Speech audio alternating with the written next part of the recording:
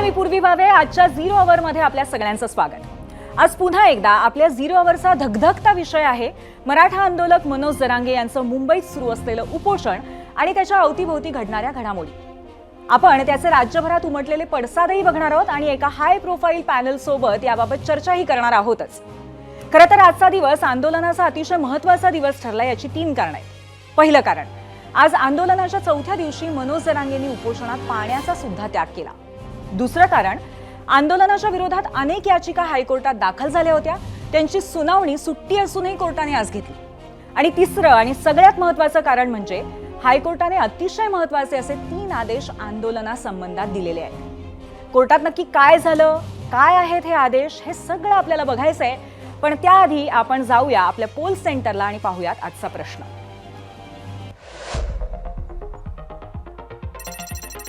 तर आजचा आपला प्रश्न आहे, मुंबईत आलेले मराठा आंदोलक हाताबाहेर गेलेत असं वाटतं का? असेल तर नक्की कोणाच्या हाताबाहेर गेलेले आहेत? मनोज जरांगेंच्या, सरकारच्या, दोघांच्याही, का आंदोलक हाताबाहेरच गेलेले नाहीत असं आपल्याला वाटतं? आणि या संदर्भात तुमची मतं जाणून घेण्यासाठी आम्ही अतिशय उत्सुक आहोत. त्यामुळे या आमच्या प्रश्नाला तुमचा कौल काय येतोय याकडे आमचं लक्ष असेल.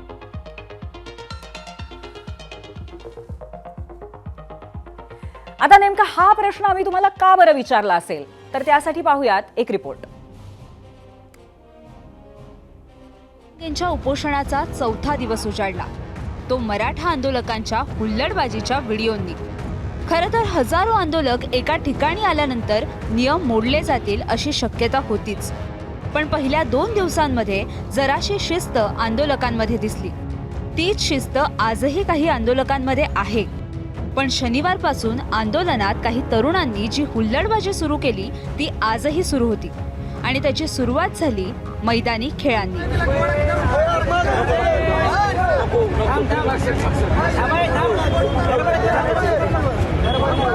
पहिल्या दिवसापासून मराठा आंदोलकांनी भरून गेलेल्या CSMT स्थानकात आज आंदोलकांनी चक्क मानवी मनोरे रचले. दहीहंडीचे मानवी मनोरे रचत वर उभा राहिलेल्या एकाने शड्डूही ठोकला. तर तिकडे मनोज जरांगेंच्या उपोषण स्थळावर कुस्तीचा फड रंगला.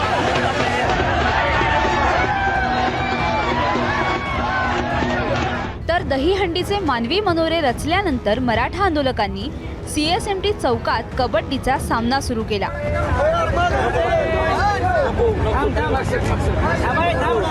ज्या चौकात एरवी वाहनांची गर्दी असते तिथे आज क्रिकेटचे सामने सुरू होते.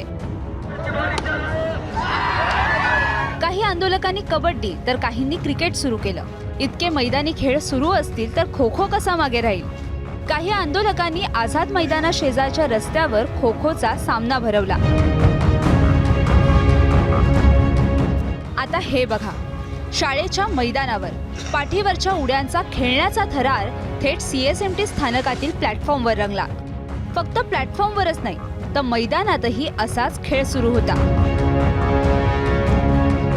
कुस्ती, क्रिकेट यांच्या सामन्यानंतर काही आंदोलकांनी शिस्तबद्धरित्या सूर्यनमस्कारही घातले. पण या शिस्तीचं कौतुक होण्याआधीच आंदोलकांनी पोलिसांच्या बॅरिकेडिंगचं काय केलं बघा.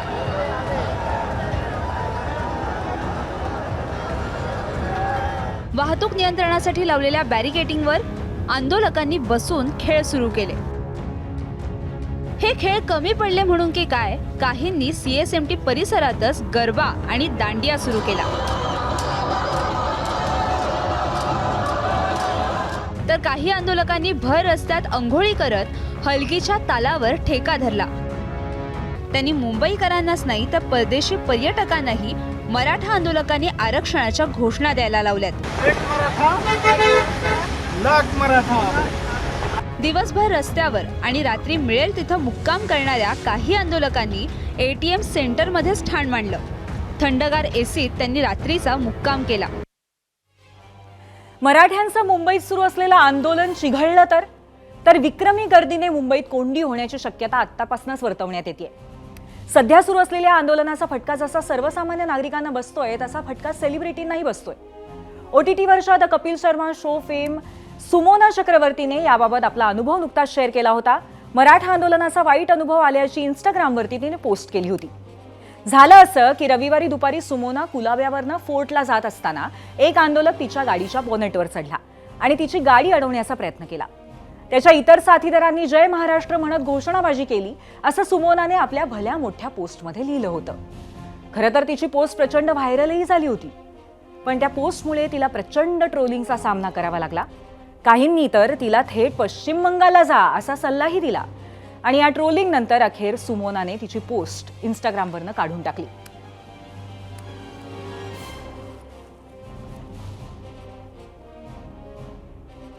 आणि आता याच पार्श्वभूमीवर दिवसाभरातली दुसरी अत्यंत महत्त्वाची अपडेट. आज कोर्टाने मोठी भूमिका बजावली आहे. मराठा आंदोलन हाताबाहेर गेलंय, त्यामुळे मुंबई उद्या दुपारपर्यंत रिकामी करा असे स्पष्ट आदेश हायकोर्टाने राज्य सरकारला दिलेत. आंदोलकांना दक्षिण मुंबईमध्ये सोडू नका असेही कोर्टाचे निर्देश आहेत. आझाद मैदान वगळता CSMT, marine drive, flora fountain आणि दक्षिण मुंबईतल्या इतर भागातून आंदोलकांना बाहेर काढा असं थेट हायकोर्टाने सुनावलंय. आंदोलनाबाबत आज हायकोर्टामध्ये सुनावणी पार पडली. यावेळी दोन्ही बाजूंनी जोरदार युक्तिवाद करण्यात आले. आंदोलकांनी सर्व नियम पायदळीत उडवल्याचं स्पष्टीकरण राज्य सरकारच्या वतीने महाधिवक्त्यांनी कोर्टात दिलं. तर ॲडव्होकेट गुणरत्न सदावर्तेंनीही अनेक बाबी कोर्टासमोर मांडल्या. त्यांच्या अनुसार आंदोलनामध्ये राजकीय हस्तक्षेप आहे, आंदोलनामध्ये सगळेच नियम मोडले जात आहेत, यासह अनेक दावे सदावर्तेंनी केलेत. आता तिकडे आदेश देताना कोर्टाने सांगितलंय की जर आंदोलकांनी ऐकलं नाही तर सरकार कारवाई करायला मोकळे. पण त्याचवेळी आझाद मैदानातल्या आंदोलकांना जेवण आणि औषधं पुरवा असाही महत्त्वाचा आदेश कोर्टाने सरकारला दिलाय. दरम्यान उद्या दुपारी 3 वाजता पुन्हा सुनावणी होणार आहे आणि कोर्टाने राज्य सरकारला दिलेल्या आदेशांचं पालन होतंय की नाही याकडे आता राज्यासह कोर्टाचंही लक्ष असेल. शेवटी माननीय उच्च न्यायालयाने याचा कॉग्निझन्स घेतलाय. सरकारचा प्रयत्न असतो की सामंजस्याने गोष्टी झाल्या पाहिजेत, त्यामुळे सरकार सामंजस्याची भूमिका घेते. पण एकदा कोर्टाने कडक आदेश दिल्यानंतर मात्र प्रशासन आता ज्या प्रकारची कारवाई केली पाहिजे ती प्रशासनाला करावीच लागेल. सरकारची जबाबदारी आहे. आपण जनजीवन विस्कळीत होऊ नये यासाठी सर्व प्रयत्न करतोय आणि आंदोलक त्यांचे मार्ग शांततेने त्यांचं आंदोलन आझाद मैदान सुरू आहे. परंतु जे आमच्या आंदोलनाच्या नावाखाली जी लोक बाहेरून काही गोंधळ घालतात, सामान्य लोकांना त्रास देतात, जनतेला विटेल धरतात, त्यांच्यावर मात्र कारवाई होणार आहे. ती कारवाई करावी लागेल, त्याच्यात काही संदेह नाही आहे. कोर्टाच्या या निर्णयानंतर मनोज जरांगेंनी प्रतिक्रिया दिली. अवघ्या काही मिनिटांपूर्वी मनोज जरांगेंनी माध्यमांशी संवाद साधला. आज दिवसभर मनोज जरांगेंनी पाणी त्याग केलं होतं, मात्र पत्रकार परिषदेआधी त्यांनी पाणी घेतलं आणि कोर्टाच्या निर्णयानंतर मराठा तरुणांना त्यांनी आवाहनही केलं. मला इतक्या वेदना असून 2 घोट पाणी पिऊन, घोटभर पाणी पिऊन मला तुमच्याशी बोलावं लागतंय वारंवार. काळ केलं तुमचा, म्हणून शेवटचं सांगतो, मुंबईभरात जेवढ्या गाड्या असतात तेवढ्या ग्राउंडला लावा आणि ग्राउंडलाच गाड्याजवळ झोपा. तुम्हाला ज्यावेळेस बाहेर निघा वाटत त्यावेळेस बाहेर पण निघता येईल, पण मुंबईकराला त्रास होईल असं कोणी वागू नका. रोडवर गाड्या आहेत त्या तुम्ही मैदानात नेऊन लावा, हे माझं तुम्हाला शेवटचं सांगणं आहे. आणि तुम्ही सुद्धा मैदानावर झोपा, हे सुद्धा माझं तुम्हाला शेवटचं सांगणं आहे. आपल्याला न्यायदेवतेचं, न्यायालयाचं नियमाचं पालन करायचंय. इथं बाजूला 200 मीटरवर कॉर्नर मैदान म्हणून आपल्याला ते खुलं करून दिलंय. जेवढ्या गाड्या मुंबईभरात त्या पुऱ्या गाड्या तुम्ही मैदानावर लावा, मैदानावर झोपा, हे मला तुम्हाला शेवटचं सांगायचं. कोर्टाचे नियम पाळा, मुंबई रिकामी करा असं म्हणत मनोज जरांगेंनी मराठा तरुणांना आवाहन केलंय. पण त्याचबरोबर आंदोलनाला बदनाम करण्याचा डाव असल्याचा आरोपही त्यांनी केलाय. दरम्यान आंदोलनाच्या आडून राज्याच्या राजकारणाचा खेळही नेते मंडळी साधू पाहतायत, हेही तेवढंच खरं. कालच आपण पाहिलं होतं की सुप्रिया सुळे या आंदोलनस्थळी गेल्या, मनोज जरांगे झोपलेले असल्यामुळे त्यांची चर्चा होऊ शकली नाही आणि त्यानंतर सुप्रियाताईंना मराठा आंदोलकांच्या हुल्लडबाजीला सामोरं जावं लागलं. त्यातच शरद पवारांनी मराठ्यांचं वाटोळं केलं अशा घोषणांनाही त्यांना सामोरं जावं लागलं. सुळेंनी मात्र काल घडलेल्या गोष्टींना झटकून देत आज हल्ला चढवला, तो थेट सरकारवर. मात्र त्यांना उत्तर आणि सल्ला दोन्हीही मिळाले, तेही थेट मुख्यमंत्र्यांकडनं. मुख्यमंत्री व्हायचंय ना, सगळे पक्ष घरं फोडून झालाय ना, आता निर्णय घ्यायची वेळ आलेली आहे. आमचे पक्ष फोडले, आमची घरं फोडली ना, आता घ्या ना निर्णय. बसलाय ना तो 250 आमदार घेऊन, मग घ्या निर्णय. सरकार नुसती लाल बत्तीची गाडी, प्रायव्हेट प्लेन आणि हेलिकॉप्टर नसतं. माझी सुप्रियाताई सहित सगळ्यांना विनंती आहे की अशा प्रकारच्या सामाजिक प्रश्नावर राजकीय पोळी भाजणं हे बंद केलं पाहिजे, कारण त्यातनं आपलंच तोंड पोळतं. आणि यानंतर वेळ झालेली आहे मराठा आंदोलनाबाबत आम्ही विचारलेल्या प्रश्नावरती तुम्ही दिलेल्या प्रतिक्रिया पाहण्याची. आणि त्यासाठी जाऊयात आपण मीडिया सेंटरवरती. आज अक्षरशः अनेक प्रतिक्रियांचा पाऊस आम्हाला पाहायला मिळाला. त्यातल्या काही वेचक आणि वेधक अशा प्रतिक्रिया आपण पाहणार आहोत. पहिली प्रतिक्रिया आहे, पहिला प्रश्न आपण आधी पाहूयात. मुंबईत आलेले मराठा आंदोलक हाताबाहेर गेलेत असं वाटतं का? असेल तर कोणाच्या हाताबाहेर गेलेत असा आजचा प्रश्न आहे. त्याच्यासाठी 4 पर्याय आहेत. यावरती आलेली प्रतिक्रिया आपण पाहणार आहोत. एक्स वरून आलेली प्रतिक्रिया दीपक मानसिंगे यांची. कायदा आणि सुव्यवस्थेची जबाबदारी सरकारची आहे. आंदोलन हाताबाहेर गेलं कसं? सरकार काय करत होतं? परवानगी सरकारनेच दिली होती. आंदोलन बदनाम करण्यास सुरुवात झाली आहे अशी प्रतिक्रिया दिलेली आहे. त्यानंतर पुढची एक्सवरची प्रतिक्रिया आपण पाहूया. राहुल यांनी दिलेली. आंदोलक दोघांच्याही हाताबाहेर गेलेत असं त्यांचं म्हणणं आहे. एक्सची पुढची प्रतिक्रिया आहे स्वरराज भोसले यांची. आंदोलनावरती कोणाची पकड नाही, ना सरकारची ना जरांगेंची. सरकार हा मुद्दा लवकरच सोडवेल असं आता तरी दिसत नाही. एकंदरीत जोपर्यंत सामान्य मुंबईकर पेटून उठत नाही तोपर्यंत सरकार आणि जरांगे दोघेही खेळत बसणार. युट्यूबवरची प्रतिक्रिया आहे प्रसाद माने यांची. आंदोलक अजिबात हाताबाहेर गेलेले नाहीयेत. सरकार आंदोलन कसं हाणून पाडायचा हे प्रयत्न करते. परिस्थिती चिघळल्यास सरकारच जबाबदार असेल.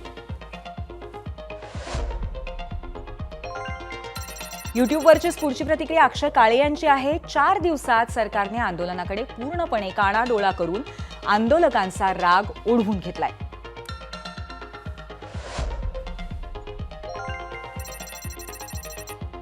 धनंजय चांदवलकर यांनी युट्यूबवरनं प्रतिक्रिया दिली आहे. आंदोलन करावं पण तोडफोड न करता, इतरांना त्रास न होऊ देता. युट्यूबवरची पुढची प्रतिक्रिया आशिष मनवरे यांची आहे. सरकारने काही लोक नेमून दिलेत जे जाणून बुजून आंदोलनाला बदनाम करण्यासाठी सतत प्रयत्न करतायत.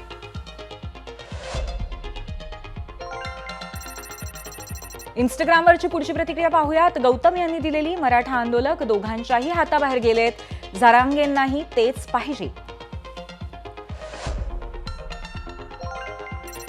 इंस्टाग्रामवरनं शंकर कदम म्हणतायत, असे वाटत असेल तर आरक्षण द्या, जातील ते त्यांच्या गावी. इंस्टाग्रामवरची पुढची प्रतिक्रिया दीपक शेकांडे यांची आहे. कितीही प्रयत्न केले तरी आरक्षण मिळणार नाही.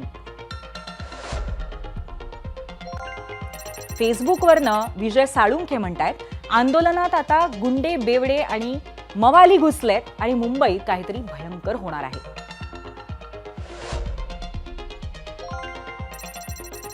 फेसबुकवरची पुढची प्रतिक्रिया आंदोलन हाताबाहेर गेलेलं नाही, धनराज मोरे यांची. अजिबात नाही, आता तर सुरुवात आहे असं म्हणतायत फेसबुकवरनं महेश पाटील. फेसबुकवरचीच ईश्वर जाधव यांची पुढची प्रतिक्रिया आहे. आंदोलक त्यांच्या परीने शांततेत आंदोलन करतायत.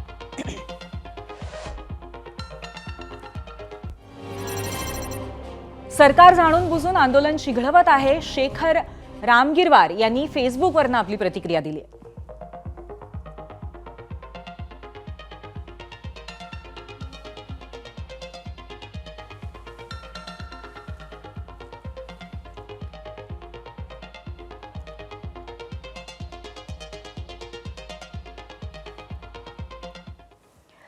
तर अशा नानाविध प्रतिक्रिया आलेल्या आहेत, परंतु आता आपण यावरती सविस्तर चर्चा करणार आहोत. आपल्यासोबत मान्यवर असणार आहेत भाजप आमदार प्रवीण दरेकर, त्याचबरोबर मराठा आंदोलक गंगाधर काळकुटे, सर्वोच्च न्यायालयाचे वकील ॲडव्होकेट सिद्धार्थ शिंदे आपल्यासोबत आहेत. आपण त्यांचं स्वागत करूया. आपल्या तिघांचंही गेस्ट सेंटरमध्ये आणि 0 आवरच्या गेस्ट सेंटरमध्ये मनपूर्वक स्वागत. एकंदरीतच मराठा आंदोलनाचा मुद्दा ऐन धगधगणारा असा हा मुद्दा आहे आणि याच अनुषंगाने आता पहिला प्रश्न मला खरं तर विचारायचा आहे गंगाधर काळकुटे यांना. गंगाधरजी, एकंदरीत आज जे कोर्टाने म्हटलेलं आहे की उद्या दुपारी 4 पर्यंत आझाद मैदान वगळता इतर आंदोलकांनी माघारी जावं, यावरती अंमलबजावणी होणार का आंदोलकांकडनं?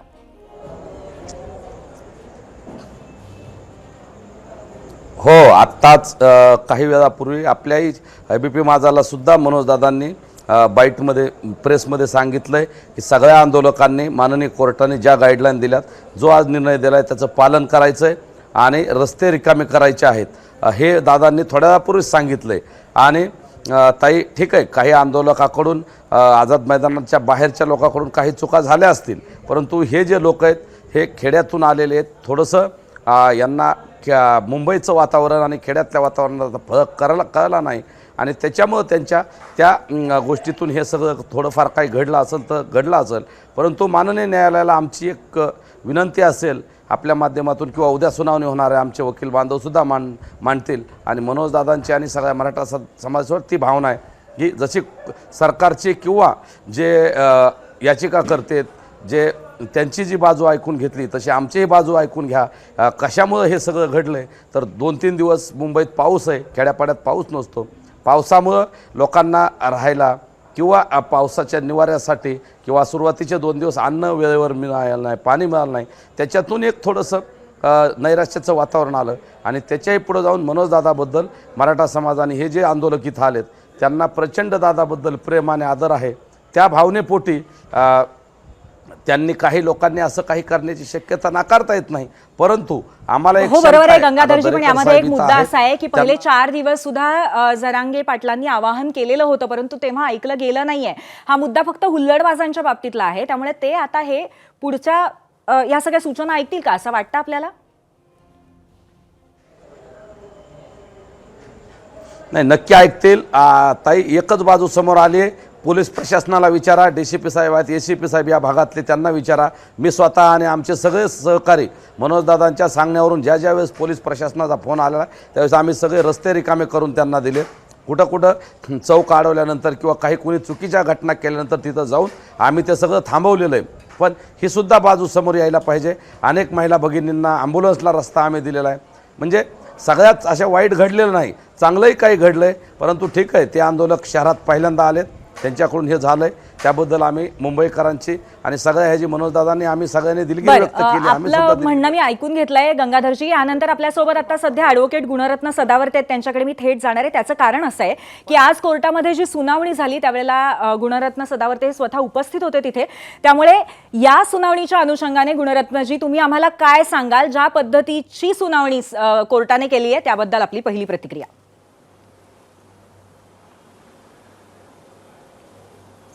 बघा, माननीय न्यायालयासमोर मी राजकारणीयांनी संविधानिकदृष्ट्या किती प्रामाणिक राहावं आणि प्रामाणिक न राहण्याचे परिणाम म्हणजे असे आंदोलनं होत असतात, हे मी न्यायालयासमोर माझी बाजू मांडण्याचा प्रयत्न केला.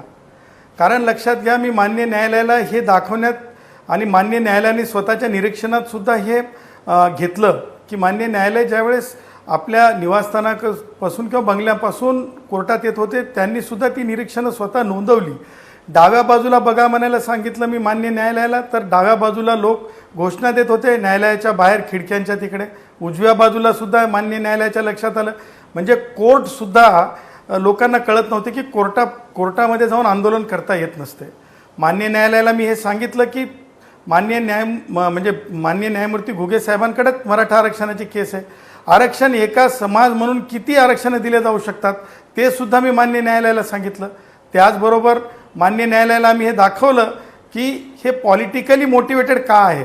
तर एका याची निवडणूक आहे डोक्यावर, त्याचमध्ये ज्या प्रकारे हे आंदोलन उभं करण्यात आलं गणेश उत्सवाचा काळ बघून.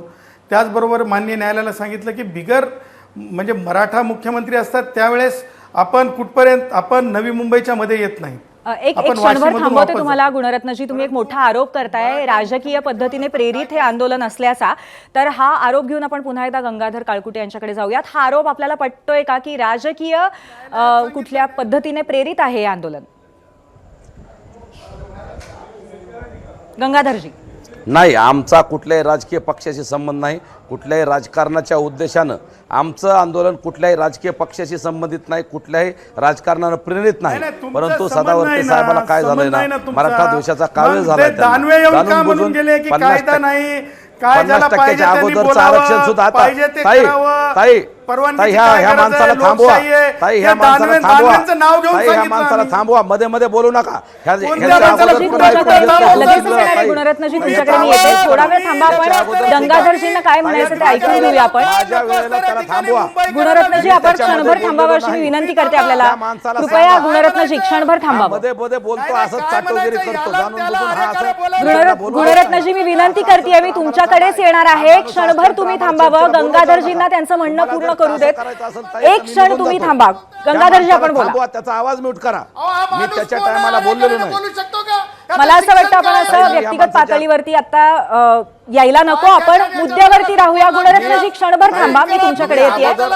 गंगाधरजी. ताई ताई ह्या माणसाला आरवा हा असाच कालवा करतो. खोटं बोल पण रेटून बोला असा बोलतो हा माणूस. बोला त्याचा आवाज गंगाधरजी mute करा बोला. अगोदर, नाही तर मला सांगा बंद करायचं, मी बाहेर जातो. ताई आमची विनंती आहे. मी दोघांनाही मी मनपूर्वक अगोदर- विनंती करते, मी आपण अगोदर कृपया आवाज- वैयक्तिक मी पातळीवरती अगोदर- बोलू नका. आपण मी मुद्द्यावर अगोदर राहूया. बोलत आपल्याला होतो याच्यातून अगोदर. तोडगा काढण्याचा प्रयत्न करायचा आहे. गुणरत्नजी ताई- कृपया आपण 2 मिनिटं थांबा. गंगाधरजी ताई आपण ह्या आपला माणसाला मुद्दा आवरा. मांडा. ताई ह्या माणसाला आवरा. हा मराठा द्वेषी माणूस आहे. हा मराठा द्वेषी माणूस आवरा.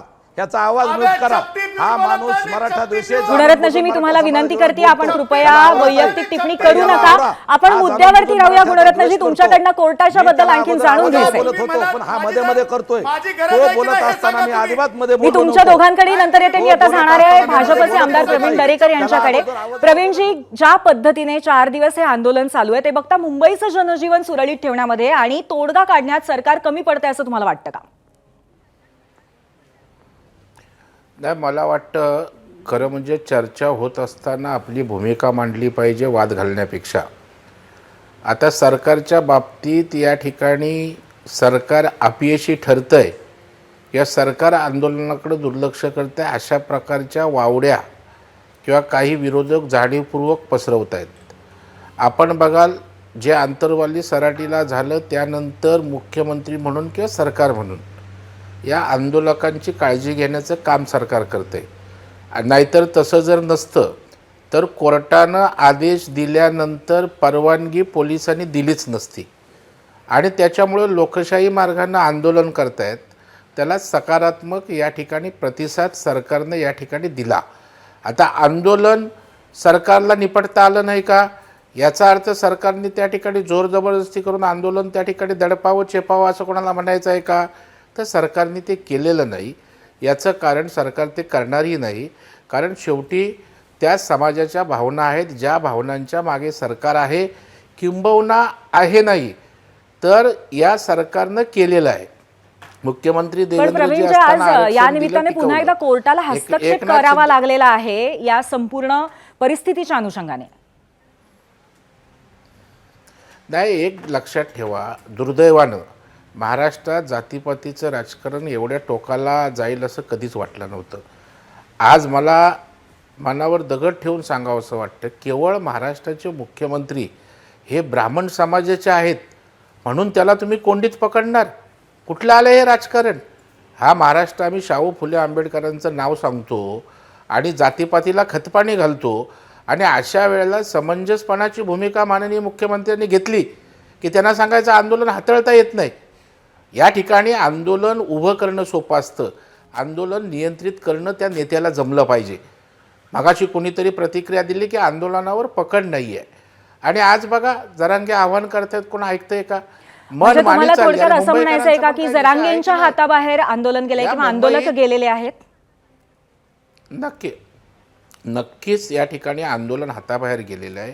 कारण ज्या पद्धतीनंच खेळ चाललेत, कोण कबड्डी खेळतंय, कोण हुतुती खेळतंय, कोण हौदात उतरून त्या ठिकाणी आंघोळ करतंय. काय आज मुंबई या देशाची आर्थिक राजधानी आहे ना, आम्ही मराठी आहोत, आम्हाला लाज वाटते जेव्हा लोक त्या ठिकाणी सांगतायत, ज्या पद्धतीनं त्या ठिकाणी घाण पसरते, ज्या पद्धतीनं या ठिकाणी आज महिलांच्या बाबतीत प्रसंग प्रवीणजी, घडला, नक्कीच आपण गंगाधर सुप्रियाताईंच्या काळकुटेंना बाबतीत प्रसंग विचारूया. घडला. गंगाधरजी, दोन हा, मुद्दे त्यांनी हा, मांडलेले आहेत हा की मराठ्यांचा आदर्श आहे ब्राह्मण का? मुख्यमंत्री असल्यामुळे कुठेतरी राजकारण केलं जाते असं प्रवीणजी म्हणाले, आणि त्याचबरोबर दुसरी गोष्ट म्हणजे हुल्लडबाजीवरती सुद्धा त्यांनी आक्षेप घेतलेला आहे आणि हाताबाहेर गेलेले आहेत आंदोलक जरांगे यांचा, असा त्यांचा आक्षेप आहे. तुम्हाला काय वाटतं याबद्दल?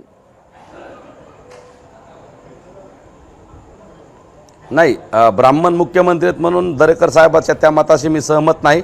जर चांगलं जेव्हा वेळोवेळी काम केलं त्यावेळी दरेकर साहेब मुख्यमंत्री महोदयांचं मनोजदादांनी स्वागत केलेलं आहे, कौतुक केलेलं आहे, आम्ही केलं आहे. त्या दिवशी परवानग्या दिल्या, जाहीर सांगितलं ना, मुख्यमंत्री महोदयांचं कौतुक केलं आहे दरेकर साहेब. त्याच्यामुळे इथं जातीचा विषय नाही, कुठला जातीचा मुख्यमंत्री म्हणून त्यांच्या विरोधात नाही. पण अहो साहेब ऐका ना, दरेकर साहेब मी बोलतोय आधी ऐका ना, मी तुमचं सगळं ऐकून घेतलंय. मी सांगतो ज्या वेळेस मी सांगितलेलं वेळोवेळी दादानी सांगितलंय, पहिलं आरक्षण फडणवीस साहेबांनी दिलं ना, हायकोर्टात टिकवलं. ऐका ना, तुम्ही ऐका ना सर, अगोदर आम्ही तुम्ही दिलं म्हणून सांगतो ना महाराष्ट्राला. ऐका, ह्या काँग्रेस राष्ट्रवादीने आम्हाला 70 वर्ष, ऐका की 70 वर्ष आम्हाला फसवलंय, म्हणून तर आम्ही तुमच्याकडून अपेक्षा व्यक्त करतोय. तुमचं सरकार आहे, तुम्ही मुख्यमंत्री देऊ शकतात. पहिले एकदा दिलेलं आहे, फक्त 50% वरचं दिले, आता 50% आतलं द्या. आम्ही तुम्हाला एवढा गुलालाने हे करू ना, मुंबईत तुम्ही सांगाल त्याच्यापेक्षा भव्य दिव्य स्वागत करू. आम्ही असं जातीला वगैरे सर करणारे माणसं नाहीत, कुठल्या जातीचा द्वेष करणारे नाहीत. ठीक आहे, काही बोलताना आमच्या मराठवाड्यातली भाषा असेल, काही कमी जास्त होऊ शकते. काळकुटे आमचे मित्र आहेत. काळकुटे आंदोलक या समाजाच्यासाठी पुढं असतात. मी पाहिलेलं एक चांगला कार्यकर्ता आहे. फक्त मी नम्रपणे काळकुटेंना विचारतो, ओबीसीतना आरक्षण देता येतं का? देता येत असेल तज्ज्ञ मंडळी बसवा सरकारबरोबर. तुम्ही चर्चा पण करणार नाही, बोलणार पण नाही, आणि त्या ठिकाणी साप म्हणत भुई थोपटणार, देवेंद्रजींना धोपटणार. हे बरोबर नाही ना. काळकुटे तुम्ही बोलताना 50% देता येतं. प्रवीणजी, हा जो तुम्ही आता कायद्याचा मुद्दा काढलेला आहे तोच घेऊन आपण जाऊयात ॲडव्होकेट सिद्धार्थ शिंदे यांच्याकडे. सिद्धार्थजी, हा जो मुद्दा आहे की ओबीसीतून आरक्षण देता येऊ शकतं का, या अनुषंगाने आपण काय सांगू शकता?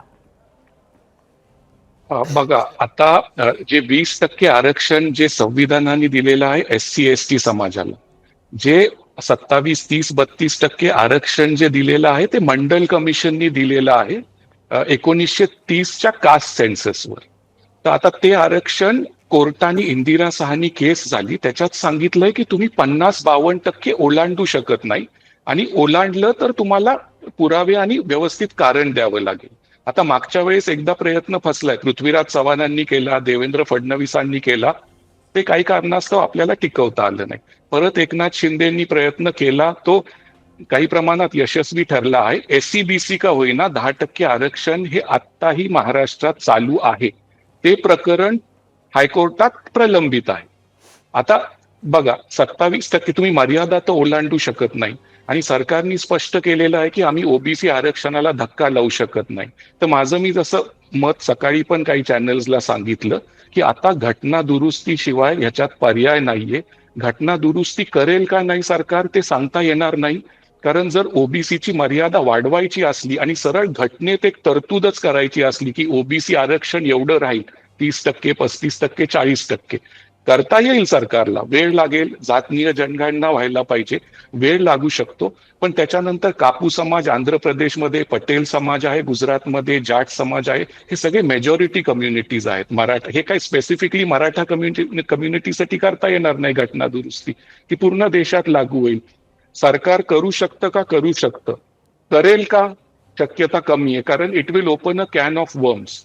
त्यामुळे आहे त्याच्यातच करून घ्यावं लागेल. त्यामुळे आता घटना दुरुस्ती हा एकच पर्याय. एक पर्याय मी सांगतोय, जी शिंदे समिती तुम्ही नेमली आहे, न्यायमूर्ती शिंदे समिती, ते स्टडी करतायत. त्यांना तुम्ही आता एक्सटेन्शन दिलंय 30 जून 2026 पर्यंत.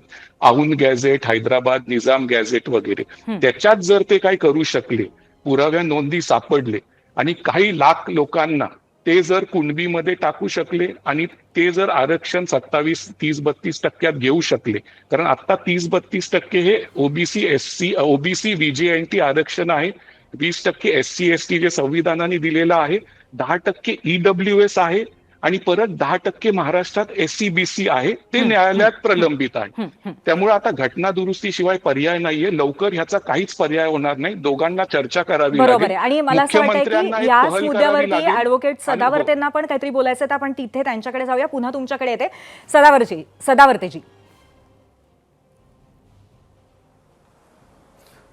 बघा, मी सिद्धार्थच्या मताशी पूर्ण सहमत नाही, परंतु एक गोष्ट लक्षात ठेवा की ज्या प्रकारे जरंगेची मागणी आहे, आज आपण जरंगेवर चर्चा करत आहोत. जरंगेची जी मागणी आहे की हे जे पूर्ण जे मराठा आहे त्याला कुणबी डिक्लेअर करा, असं डिक्लेरेशन करा.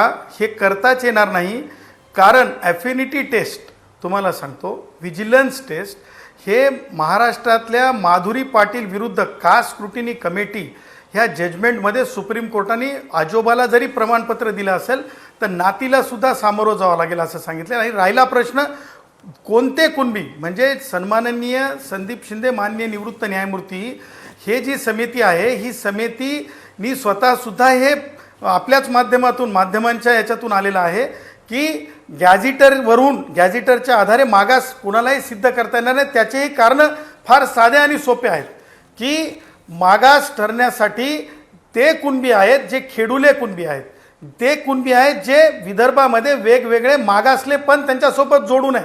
आता मी जरी एखाद्या जातीचा असेल, जैन आहे, शेतकरी आहे म्हणजे कुणबी आहे, अशाही नोंदी आहेत. याचा अर्थ मी मागास झालो का? तसंच मराठवाड्यातल्या मराठा भावांच्या बाबतीत माझे मराठा भाऊ कोणत्याही म्हणजे फार अँड गंगाधरजी, तुम्हाला हा दावा पटतोय का? गंगाधरजी, याबद्दल तुम्ही काय म्हणाल? फार अँड फ्लंग म्हणजे मुख्य त्याच्यामुळे ते दूर आहे असं नाही आहे, कारण कुलपाच्या ज्या चाव्या आहेत मंदिराच्या ते सुद्धा माझ्या मराठा भावाकडे. गंगाधरजी, मला अजिबात दावा पटत नाही ताई यांचा. माझ्या मराठा भावासोबत नाही. हा दावा पटत नाहीये. नाही, अजिबात दावा पटत नाही. हा दावा पटत नाही. मराठा आणि कुणबी एक आहेत. अनेक पुरावे आहेत. शिंदे समितीने 58 लाख नोंदी शोधल्यात आमच्या. दरेकर साहेबाला माहिती आहे. आणि 58 लाख वेळोवेळी सरकारने सांगितले. त्या 58 लाखात अगोदर त्यांचं मराठा म्हणून होते, आता त्या कुणबीच्या नोंदीहून काहीच होणार नाही. सिद्धार्थला विचारा, नोंदीच्या आधारे आरक्षण देता येते का?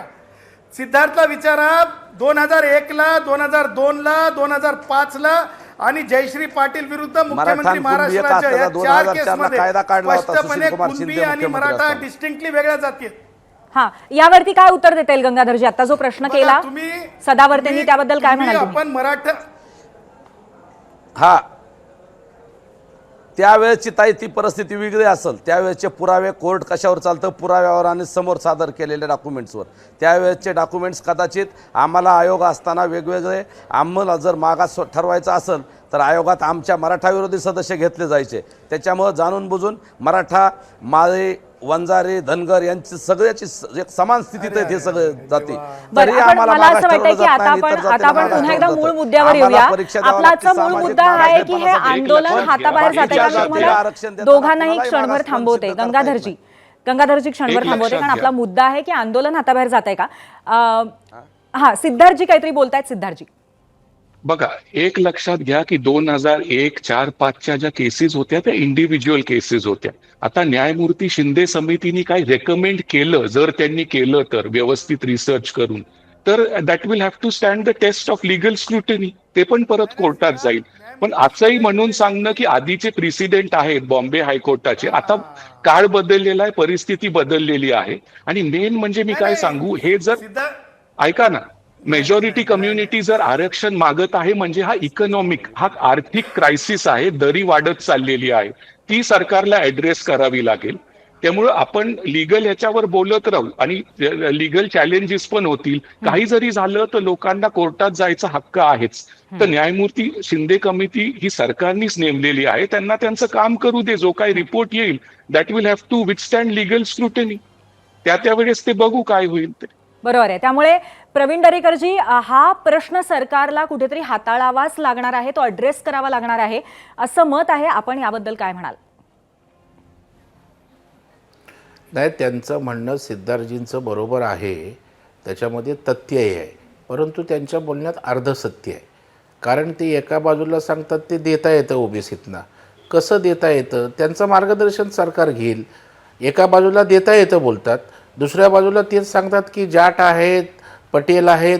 म्हणजे जेव्हा एखादी घटनेत दुरुस्ती करायची असते तेव्हा देश पातळीवर त्याचा निर्णय करावा लागेल आणि पवार साहेबांनी सांगितलं घटना दुरुस्ती करावी लागेल. मग जी गोष्ट या सरकारच्या हातामध्ये नाही आहे त्याला सरकारला त्याकडे धोपटण्याचं कारण काय आहे? बरं, सरकारचा ट्रॅक रेकॉर्ड आपण त्या ठिकाणी बघतोय की सरकारनं शिंदेसाहेब असतील, देवेंद्रजींनी या ठिकाणी मराठा समाजाच्या बाजूने उभे राहिलेत. जे देता येतं ते सगळ्यांनी दिलं. इतकंच काय, याच्या अगोदर पृथ्वीराज बाबांनी पण प्रामाणिकपणे त्या ठिकाणी राणे समितीच्या माध्यमातून देण्याचा प्रयत्न केला आहे. म्हणजे कुठलंही सरकार या ठिकाणी आरक्षणाच्या किंवा मराठा समाजाच्या विरोधातच नाही आहे ना. उलट जे राज्यकर्ते वर्षानुवर्ष ज्यांनी राज्य केलं त्यांनी मराठा समाजाच्या तोंडाला पानं पुसली, ज्याचं प्रत्यंतर आपण काल परवा बघितलं. ॲक्च्युली तेही चुकीचं आहे. परंतु माझं एवढंच म्हणणं आहे की जरांगे दादांविषयी आम्हाला प्रेम आहे, आम्हाला आदर आहे. प्रामाणिकपणे समाजासाठी त्यांच्या भावनाही त्या ठिकाणी आम्ही समजू शकतो. परंतु या आंदोलनामध्ये दुसऱ्या मुंबईकरांचा अनादर करणं, त्यांची अव्यवस्था करणं, मुंबई या देशाची आर्थिक राजधानी आहे ज्याचे परिणाम त्या ठिकाणी आंतरराष्ट्रीय स्तरावर होत असतात. आज ताज हॉटेलला घुसायचं, जहांगीर आर्ट गॅलरीला जायचं.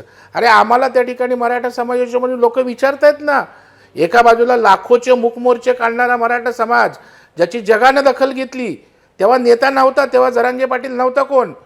लोकांनी ते लोकांचे प्रश्न होते, लाखोचे शांततेत मोर्चे निघाले, न आवाज करता, न त्या ठिकाणी काही गडबड गोंधळ करता. जगाला त्या ठिकाणी हा मुद्दा सुद्धा प्रवीणजींचा बरोबर आहे. याला तुम्ही कसं उत्तर द्याल? कारण हुल्लडबाजीचे प्रकार तर घडलेले आहेत गेल्या काही दिवसांमध्ये. एक क्लॅरिफिकेशन मी आज देऊ मराठा इच्छितो. समाजाची इज्जतीत मातीत घालताय तुम्ही. एक क्लॅरिफिकेशन मी देऊ इच्छितो.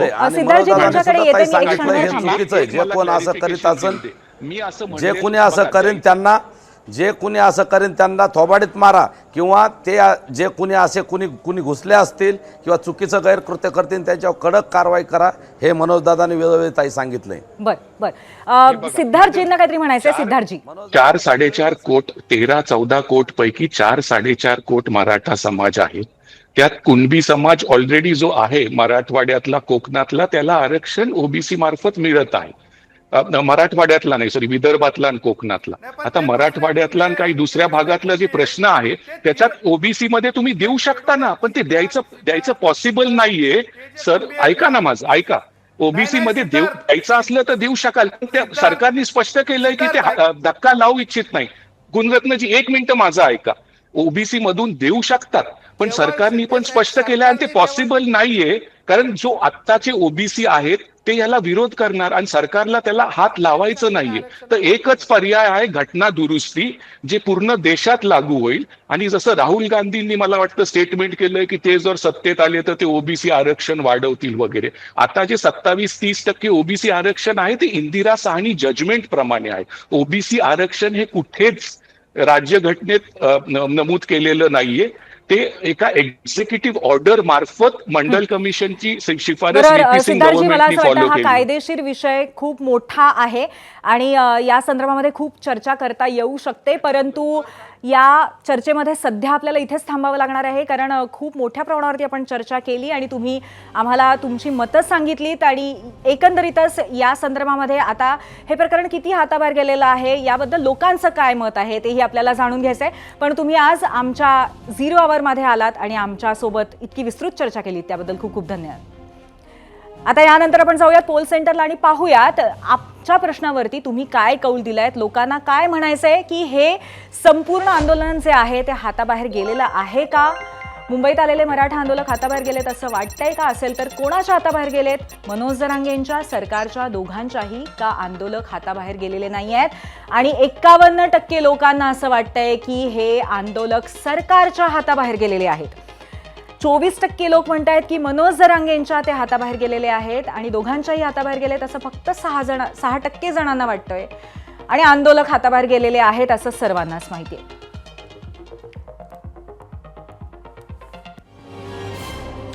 आता याच विषयावरती एबीपी माझाच्या संपादकीय भूमिका आपण जाणून घेणार आहोत आणि हेच जाणून घेण्यासाठी जाऊयात कार्यकारी संपादिका सरिता कौशिक यांच्याकडे. पूर्वी आपल्या समाज व्यवस्थेत इतकं राजकारण मुरलंय की खरं बोलण्याची, खरं ऐकण्याची, खरं पचवून घेण्याची ताकदच उरलेली नाही. मुंबईत धडकलेल्या मराठा आरक्षण आंदोलनाचं काहीसं असंच होतंय असं वाटायला लागलंय.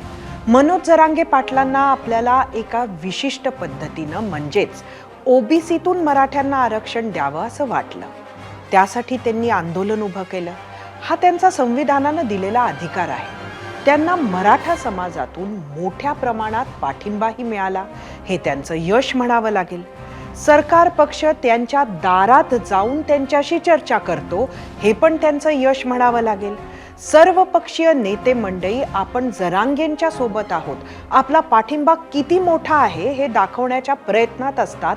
त्यांच्या स्टेजवर आपण दिसले पाहिजे याची चढाओढ करत असतात. हे पण मनोज जरांगेंचं यशच म्हटलं पाहिजे. चलो मुंबई असे जरांगे म्हणाले आणि जनसागर त्यांच्याबरोबर मुंबईत येऊन ठाकला. हे सुद्धा अगदी कमी काळात जरांगेंनी मिळवलेलं मोठं यशच. पण मुंबईत येऊन एकीकडे मनोज जरांगे यांनी पाणी सोडून देत आंदोलन तीव्र केलं असताना अनेक आंदोलक नक्की काय करत आहेत? नेत्यांना आपले प्राण पणाला लावले आहेत, पण अनेक समर्थक मुंबईत त्या गांभीर्यानं वावरतायत का हा प्रश्न आहे. CSMT स्थानकावर नाचत आहेत, रेल्वे ट्रॅकवर उतरत आहेत, पोलिसांच्या बॅरिकेड्सची घसरगुंडी करत आहेत, हेरिटेज लाईटवर चढून हुल्लडबाजी करत आहेत, महापालिकेच्या सेल्फी पॉइंटवर पत्ते खेळत आहेत, ट्रेनच्या लोको पायलटमध्ये घुसत आहेत, सामान्य लोकांच्या गाड्या अडवत आहेत, महिला पत्रकारांचे कपडे खेचल्या गेले, मी ताज हॉटेलचा सर्वेसर्वा आहे असे सांगत व्हिडिओ काढल्या गेले, विदेशी पर्यटकांना पकडून घोषणा द्यायला लावल्या गेल्यात, बाटल्या फेकून मारल्या गेल्यात. तरीही हे उद्योग करणाऱ्यांना आंदोलक म्हणायचे का? मनोज जरांगेंनी अशांचं समर्थन करावे का? विरोधी नेत्यांनी या आंदोलनाचा फायदा घेत सरकारला घेरणे एवढंच उद्देश ठेवावा का? आणि सामान्य मुंबईकराबाबत एवढं बेफिकीर विरोधकांनी असावे का? आणि हे असे होणार, हे असे होतंय, हे सगळं दिसत असतानाही न्याय व्यवस्था जनजीवन सर्वांवर घाला पडला असताना सर्वसामान्य मुंबईकरांच्या हिताचे रक्षण करण्याची ज्यांची प्राथमिक जबाबदारी आहे त्या मायबाप सरकारनं 4 दिवस बघ्याची भूमिका घेतली, त्याला योग्य म्हणावे का? पण जसं मी आधीच म्हटले तसं खरं बोलण्याची, खरं ऐकण्याची, खरं पचवून घेण्याची ताकदच राजकारणाने व्यापलेल्या आपल्या समाज जीवनात उरलेली नाही. पूर्वी. धन्यवाद सरिता. एबीपी माझा, उघडा डोळे बघा नीट.